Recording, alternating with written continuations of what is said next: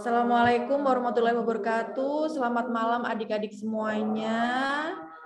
Hari ini bersama saya Dr. Gigi Septiana, kita akan bareng-bareng belajar mengenai epulis. Sebenarnya materi tentang epulis itu cukup singkat dan tidak terlalu rumit daripada materi-materi yang kita bahas sebelumnya, kayak tumor, neoplasma, kayak gitu. Cuma kalian perlu tahu lebih dalam aja biar dapat membedakan antara ciri-ciri epulis satu dengan epulis yang lainnya. Oke,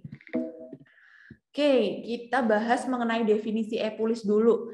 Epulis itu merupakan sejumlah lesi reaktif atau dia lesi di gingivanya itu bertumbuh.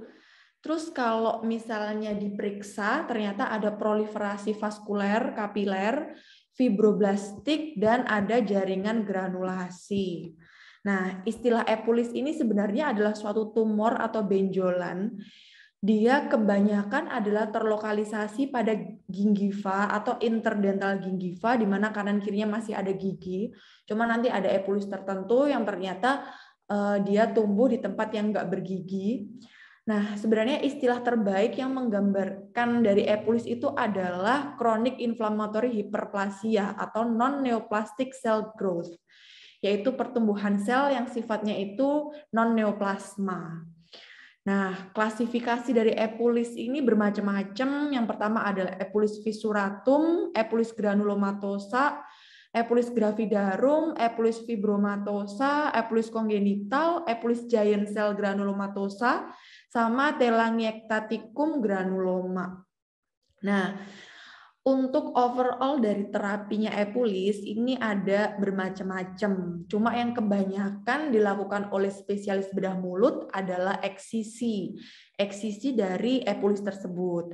Kemudian pada pasien-pasien yang dia cenderung untuk ingin supaya tidak melalui fase perdarahan, yaitu yang fobia akan darah atau fobia akan yang namanya operasi, maka bisa digunakan dengan elektrokautery, yaitu kita menggunakan sinar laser.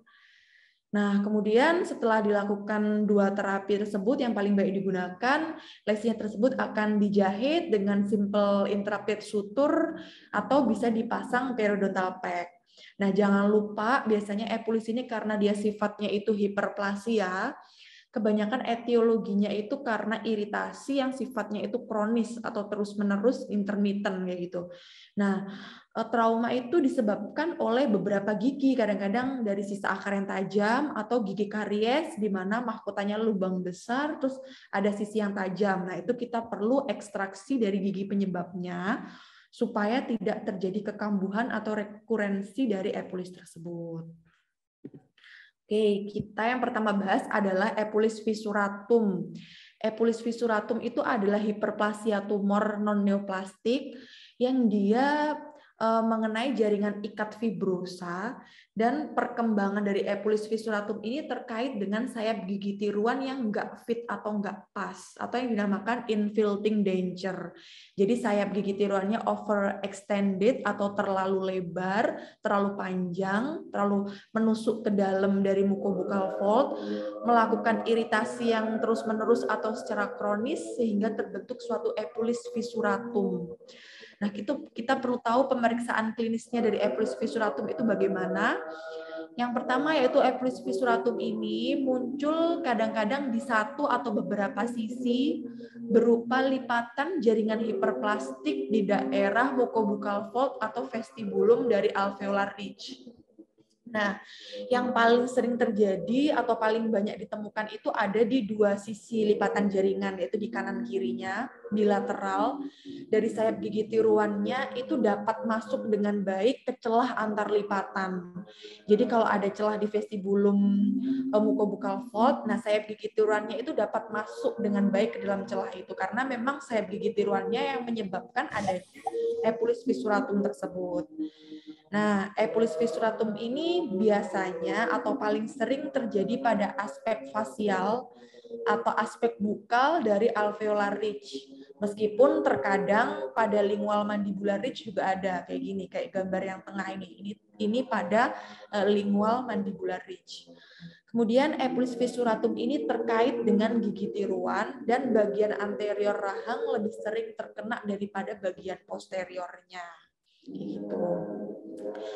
Kemudian untuk histopatologinya, karena dia merupakan akibatnya atau etiologinya adalah iritasi yang bersifat kronis, maka HPA-nya adalah hiperplasia, pertambahan dari jumlah sel fibroblast yaitu pada jaringan ikat fibrosa, di mana setelah diteliti lebih lanjut ternyata epitel di atasnya itu sering hiperparakeratosis, yaitu dia pembentukan keratinnya lebih banyak karena merupakan suatu bentuk pertahanan terhadap iritasi yang sifatnya kronis.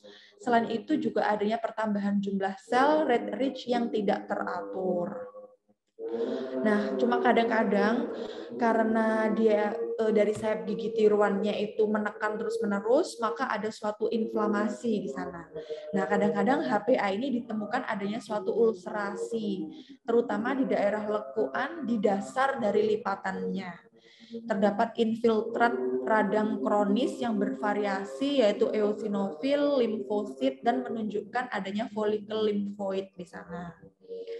Kemudian untuk pengobatan dan prognosisnya, kita bahas pengobatannya dahulu. Kalau pengobatannya itu adalah di operasi pengangkatan atau eksisi dari epulisnya. Setelah dieksisi, kemudian kita bisa periksa mikroskopis dari jaringan yang dipotong. Ternyata kalau HPA-nya sesuai, maka diagnosisnya adalah epulis fissuratum. Selain itu, untuk mencegah adanya rekurensi dari epulis fissuratum, maka yang paling penting kita lakukan adalah gigi tiruan yang tidak pas atau infiltrating denture yang bikin adanya epulis fissuratum tersebut harus dibuat ulang atau diperbaiki, di relining istilahnya, atau dikurangi dari sayap yang overextended tadi untuk mencegah terulangnya lesi tersebut. Nah, ini adalah step-stepnya bagaimana caranya kita mengeksisi dari epulis fissuratum. Yang pertama pasti pasien di anestesi lokal dulu supaya pasiennya tidak merasa nyeri. Kemudian kita gunakan blade dan scalpel untuk mengeksisi dari epulis fissuratum. Kita bikin insisi horizontal. Setelah kita bikin insisi horizontal, kemudian daerah lesi dari epulis tersebut dijepit dengan menggunakan forceps bedah dari ujung ke ujung insisinya, kemudian lesinya diambil atau diangkat. Nah, ini dieksisi sepanjang lesi yang sifatnya superficial aja ke periosteum di bawahnya. Kemudian setelah prosedur pengangkatan dari lesi tersebut selesai, maka kita perlu lakukan suturing dengan menggunakan simple interrupted suture.